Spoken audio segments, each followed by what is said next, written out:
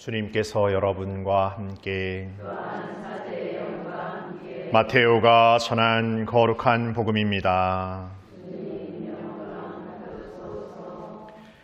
박사들이 돌아간 뒤 꿈에 주님의 천사가 요셉에게 나타나서 말하였다.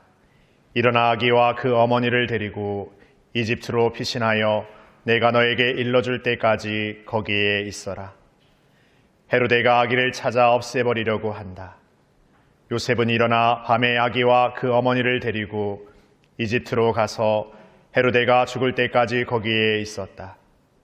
주님께서 예언자를 통하여 내가 내 아들을 이집트에서 불러내었다 하신 말씀이 이루어지려고 그리 된 것이다.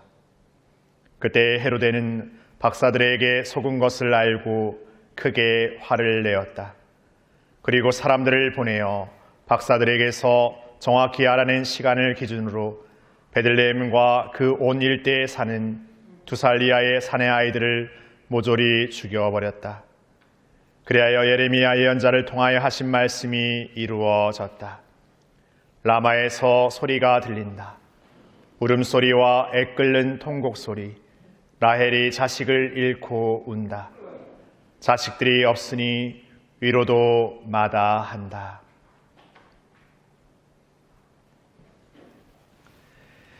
주님의 말씀입니다.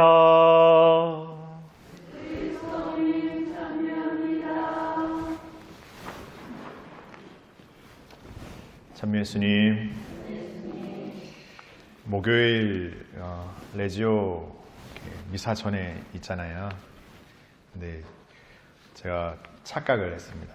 미사 후에 있다고 생각하고 이렇게 훈화할 걸 들고 미사 후에 가면 되지 이렇게 생각하고 있는데 우르르 사람들이 지나가는 소리 들려서 이렇게 했습니다.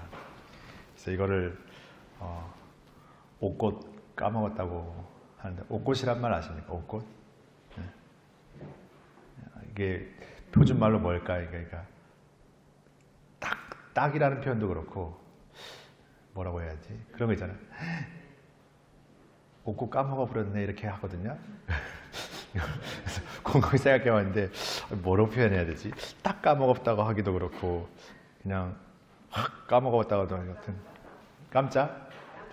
깜빡 까먹은 게 깜빡인데 하여튼 이루다 표현할 수 없는 제주 사투리는 하여튼 쓰긴 하지만 뭐라고 표현할 수 없을 때가 참 많다는 생각 듭니다.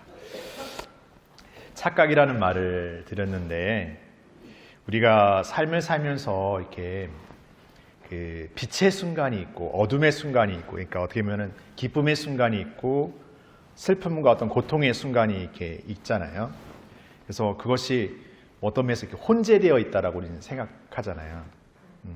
그러니까 빛의 순간도 있고 어둠의 순간도 있고 혼재되어 있다고 생각하다 보니까 어떻게 보면 그게 약간 이렇게 디범벅되어 있다는 생각을 하게 되는데, 또 세밀하게 그 시간들을 살펴보면 사실 그 빛의 순간과 어둠의 순간은 어떻게 보면 이렇게 분리되어 있다는 생각이 듭니다.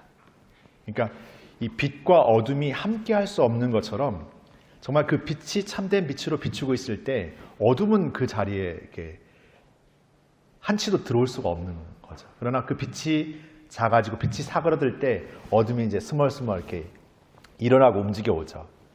근데 이게 혼재되어 있다는 의미보다 어쩌면 이렇게 분리되어 있지만 연결되어 있기 때문에 우리는 혼재되어 있다라고 생각하지 않을까, 이런 좀 생각을 해봤습니다.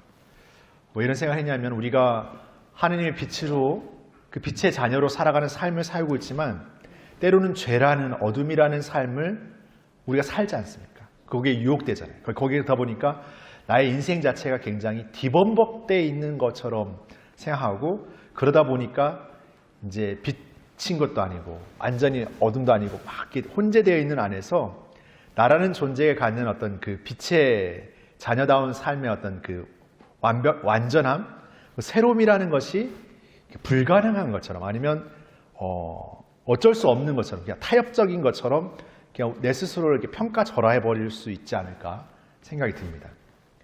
그러나 우리가 하느님의 자녀로 살아간다는, 하느님의 빛의 자녀로 살아간다는 것은 더욱 분명한 그 빛의 순간, 빛의 상태를 우리 안에 이렇게 살아내는 것 같아요. 물론 어둠이 있지만 그 어둠의 것들, 어둠의 어떤 것들이 그것을 오염시키거나 그것을 이렇게 뒤범벅시키는 것이 아니라 우리가 빛의 자녀로 살아가고자 할 때의 삶이 그 어둠의 것들을 완전히 몰아내는 것이죠. 빛이 사라질 때 어둠이 짙어지지만 빛이 올 때도 가장 큰 어둠이 자리하고 있습니다. 그러니까 어떻게 보면 지금 나의 상태가 너무나 짙은 어둠이기 때문에 빛이라는 것을 상상할 수 없는 그 순간이 어쩌면 가장 빛이 이제 우리에게 임박해온 순간이라는 거죠.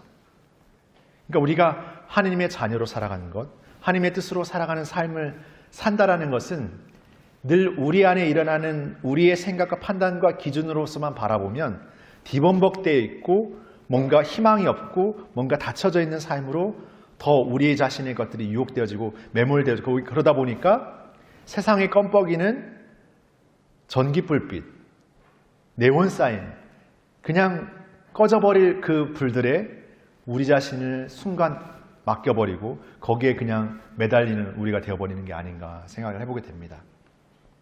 우리가 이 성탄의 축제 기간을 지금 8부의 기간을 이렇게 보내고 있는데 이 기쁨을 산다라는 것, 성탄의 기쁨을 우리 안에 더 지켜내고 살아내는 그 빛의 자녀다운 삶을 산다라는 것은 어김없는 우리 안에 일어나는 그 어둠의 것들, 그런 유혹의 것들을 끊임없이 비워내는 어떤 삶의 여정 안에서 이 빛의 자녀다운 삶의 것들을 그분의 은총 안에서 지켜내고 살아내는 삶이 된다는 것이죠. 그러게 우리가 순교자들의 죽음을 묵상하고 오늘 특별히 어떤 말도 꺼내기 전에 죄 없는 그 어린 영혼의 존재로서 순교한 그 수많은 어린 영혼들을 기억하게 되는데 어쩌면 세상은 죄 없는 이런 순수한 영혼들이 너무나 고통받는 어쩌면 세상의 불의함과 세상의 어떤 그런 폭력이 더 우리의 세상에서 더 자리하면서 하느님의 빛의 어떤 자녀다운 아니면 하느님의 빛의 어떤 것들이 더 이상 없게 여겨지는 그런 세상에 마주하는 우리의 삶과 같다는 생각. 무력해지고 모든 것이 다 무너지고 모든 것이 다 잃어버리는 그런 우리의 현실을 마주하지만 그런 어둠, 그런 닫혀지고 그런 한계져진 우리의 그 모든 것 안에 그분은 분명하게 오신다. 그분이 반드시 오신다. 그리고 그 어떤 짙은 어둠도 그분의 빛으로서 온전히 새롭게 하신다는 거죠.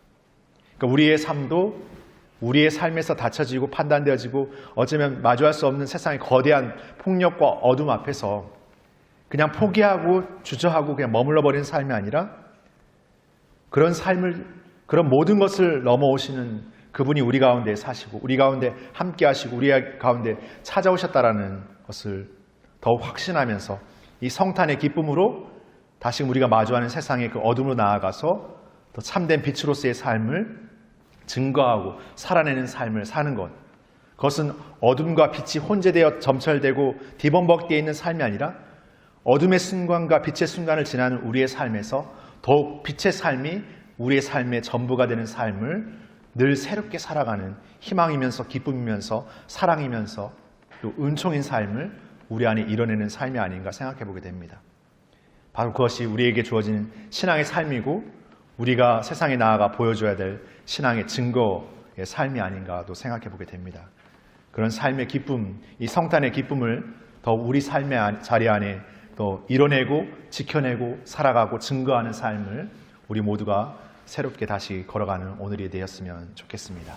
잠시 묵상하시겠습니다.